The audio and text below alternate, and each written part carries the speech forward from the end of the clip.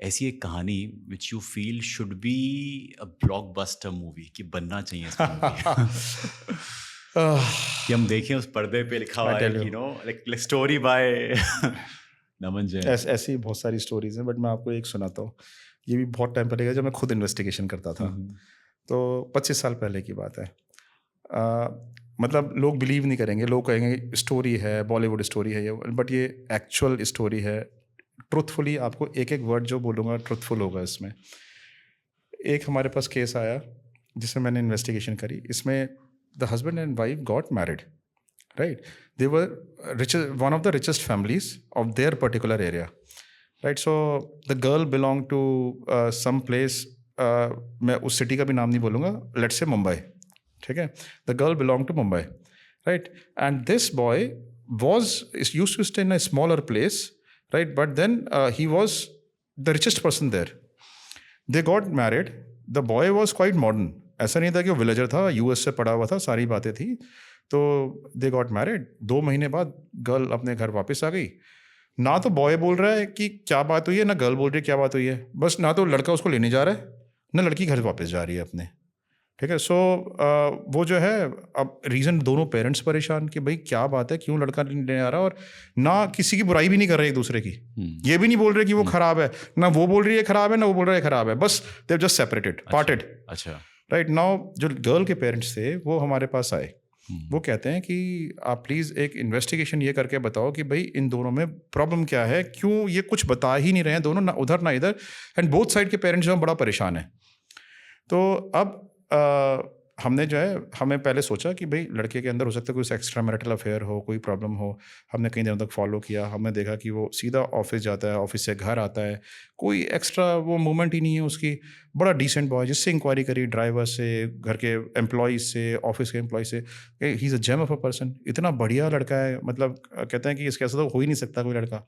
Everything was coming out positive about this boy. अब हम भी कंफ्यूज थे कि फिर ये हो क्यों रहा है। तो देन मैं वहाँ पे गया खुद पर्सनली।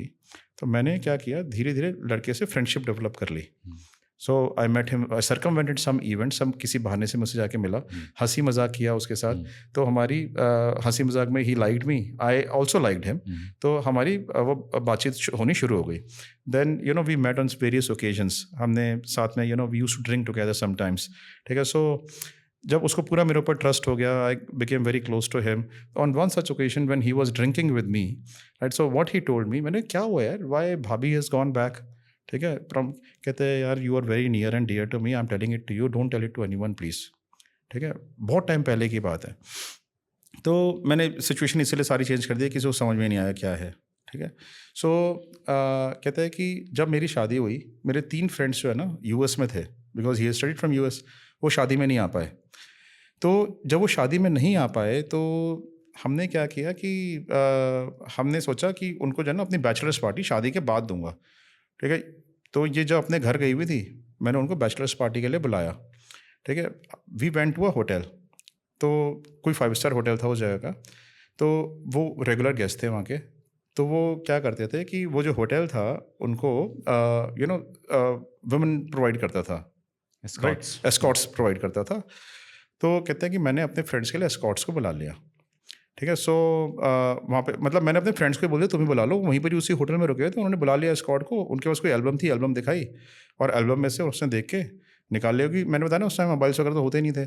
तो एल्बम्स में से देख के उसने एक गर्ल चूज़ कर ली, उसको बुला लिया।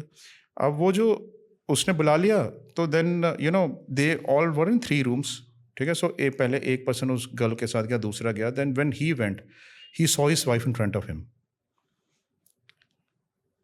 राइट।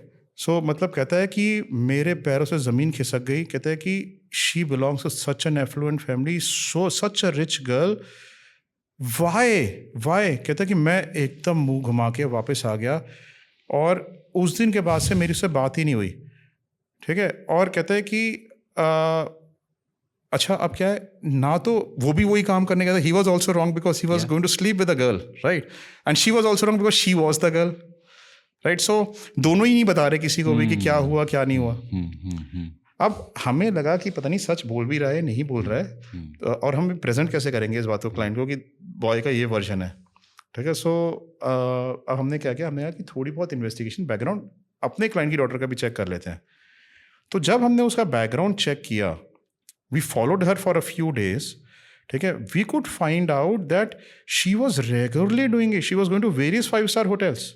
उसको क्या था कि जिस फ्लोर पे वो रहते थे उसके पेरेंट्स ने उसको ऊपर वाला फ्लोर पूरा रहने के लिए दिया हुआ था, राइट। एंड उस फ्लोर पे वो अकेले रहती थी। वो रात को कब नीचे आ जाए, सेपरेट रास्ता था नीचे आने का, पता ही नहीं चलता था पेरेंट्स को कब ये नीचे जा रही है, कब वो ऊपर चली जाती है रात को। तो वो अपने आप ही रात को निकलती थी, रात को अच्छे 5-स्टार होटल्स में रहती। She was a nymph in a way, right, she wanted it. तो वो बेसिकली क्या करती, वो भी चूज करती थी बॉयज़ को, ठीक है। जैसे कि वो लड़के उसको चूज करते थे, तो she also use to ask those hotels about the boys profile कि वो कैसे दिखते हैं, ठीक है। तब वो जाती थी चूज करके, राइट। सो फिर हमने उसे कई दिनों तक वीडियोस बनाए अलग अलग 5-स्टार होटल्स में जाते हुए। हमने कहा कि अब क्लाइंट्स को बताना भी तो जरूरी होता है, विदाउट एविडेंस कैसे बताएंगे, he will not believe it. जब हमने उसको क्लाइंट के सामने उनको बताया, पहले तो दे गॉट एग्रेसिव जब हमने उनके वीडियोस दिखाए, राइट। सो इतना रोए आई कांट टेल यू, मतलब यू वोंट बिलीव मी। और ऐसा केस जो है ना, मैंने ज़िंदगी में कभी नहीं देखा। लोगों को लगेगा बॉलीवुड स्टोरी है भाई, लेकिन बॉलीवुड स्टोरी नहीं है भाई। It is, every word of this story is true. फिर फाइनली क्या हुआ उस कहानी में?